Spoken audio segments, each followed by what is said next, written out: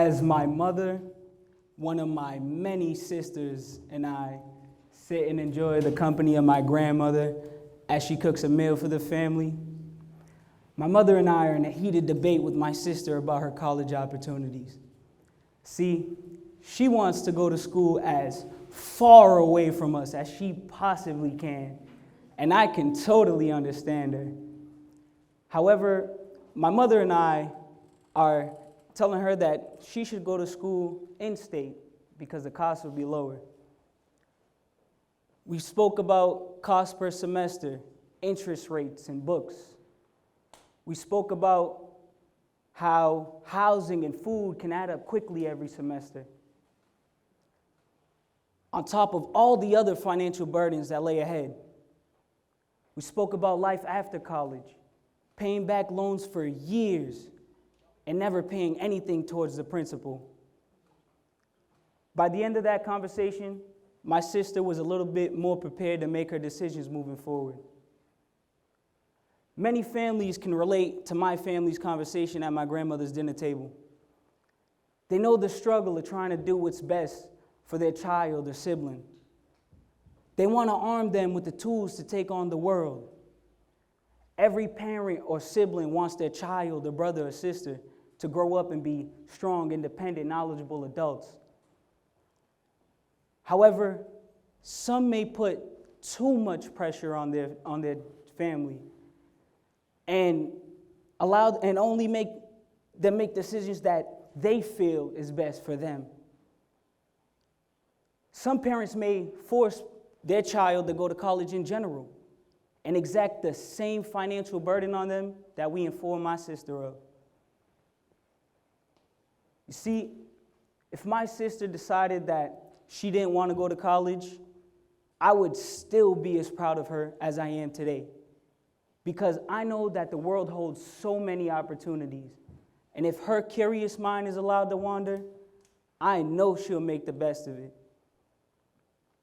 Growing up, whenever someone would ask me what I wanted to be when I grew up, I would always tell them something along the lines of a cop or a firefighter. But I feel like most of the boys were geared towards regurgitating that. I never truly knew what I wanted to do. I excelled in school, however, and in middle school I was placed in a class for gifted children. From there, I went on to attend one of the top high schools in Massachusetts, John D. O'Brien School of Mathematics and Science. O'Brien is one of 3 schools in Boston, alongside Boston Latin Academy and Boston Latin School, which requires students to take an exam in order to attend. When I got to high school, I still didn't know what I wanted to do with my life. I expected my highly regarded high school to assist me and guide me down a path of discovery, to pique my curiosity and show me what my future could look like. I was completely wrong in my expectations. It seemed as if the only thing my high school was gearing me towards was college. Many of my peers echoed the same sentiment as I did. I don't know what I want to do, but I know I want to go to college. Even into our junior and senior years, many people continue to echo this sentiment. Many going on to attend college not knowing what they wanted to do. Even going on and attending with undeclared majors. It seemed as if my high school didn't really care what we went on to do, as long as we provided them with the college admission statistics that they needed to receive funding. After high school, I went on the path that my peers and I were set on, and I attended college. However, after the first semester, I realized that college was not for me, that I didn't need to spend tens of thousands of dollars to figure out what I wanted out of life. So I decided to join the military. However, after a medical discharge, I felt like I was out of options. I knew college was still not for me, but I knew that if I didn't get a degree, my earning potential would be stifled. So I decided the best decision for myself was to get a trade. I decided to go with heating, ventilation, and air conditioning, more commonly known as HVAC. After 9 months of investing in myself, I was certified and ready to begin my journey. One day, while on a job site, I met a kid who was about 3 years younger than me and 1 year out of high school. He told me all about how his electrical courses were accredited and how he had already put 3 years towards becoming an electrical journeyman. Now, what does that mean for the people who don't understand the construction industry? It means that 2 years out of high school with no debt, he had the possibility of making $45 an hour or more. Speaking to that young man made me realize that Boston has done a major disservice to our community by greatly underinvesting in a resource that could benefit many young people. That resource being Madison Park Vocational High School.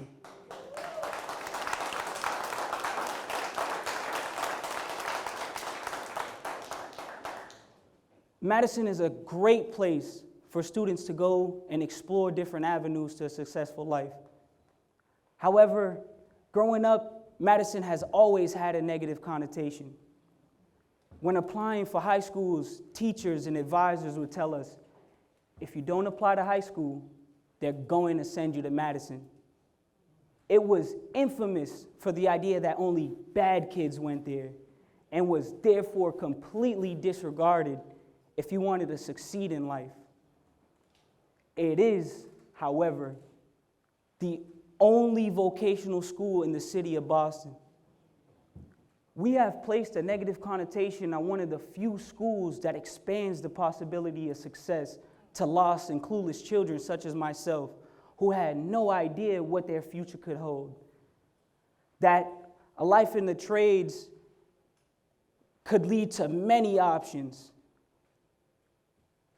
That they could feel hopeful that they have job security because they've honed a skill and a craft that they enjoy doing. You see, Franklin Roosevelt realized the necessity for job security nearly 80 years ago in his speech while introducing an amendment to the Bill of Rights. He stated, "We have come to the clear fact that true individual freedom cannot exist without economic security and independence. Necessitous men are not free men. People who are hungry and out of a job are the things that dictatorships are made of. Many of us today are necessitous. Many Americans cannot afford a $500 surprise bill. We can save future generations the stress and heartache of losing a job by giving them something that they can fall back on. I believe Madison can be a key to providing students with key skills that they can translate into income. Students at Madison Park can explore many avenues. An auto body shop allows them to work on vehicles and even their own. Woodworking, electrical, plumbing, HVAC, cosmetology, computer networking, and more. If the community wanted to come together and make Madison a much more viable option, we could get students out the door with real-world certificates and credentials. Students could leave with certificates in computer-aided design or building image modeling. We could get students out the door with real-world skills that they could use outside of just a job setting. As homeowners, they can assess and fix problems on their own.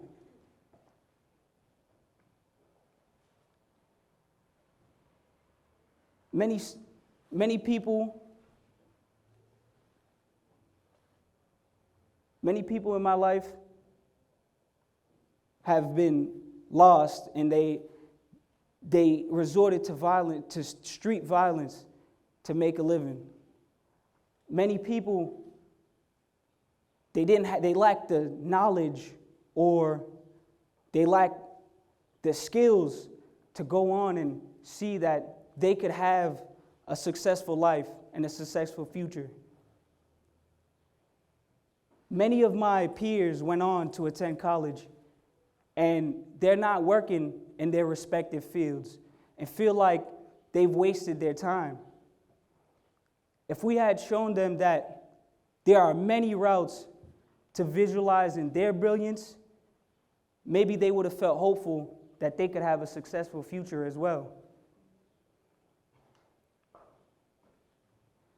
Back in the day, you could get a decent paying job with just a high school diploma.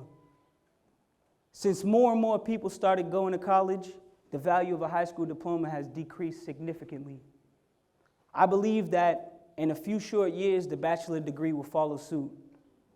That you will have to go and get a master's degree just to make a decent living. And even then, it may not be guaranteed.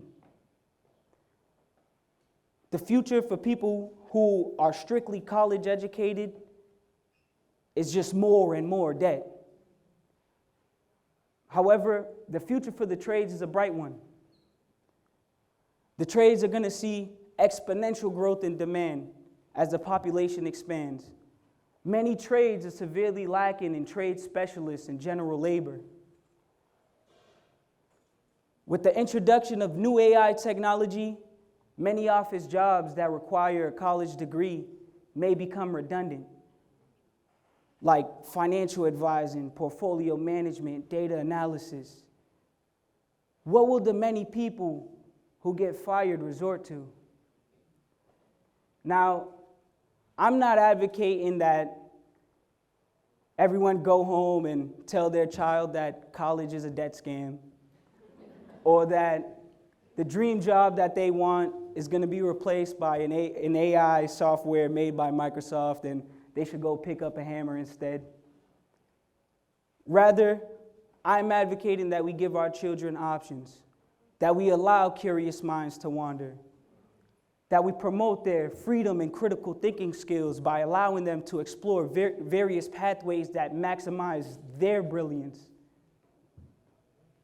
And I believe the best way to do that is to expose them to many different aspects of life, including the trades, and allow them to make decisions that they feel is best for them.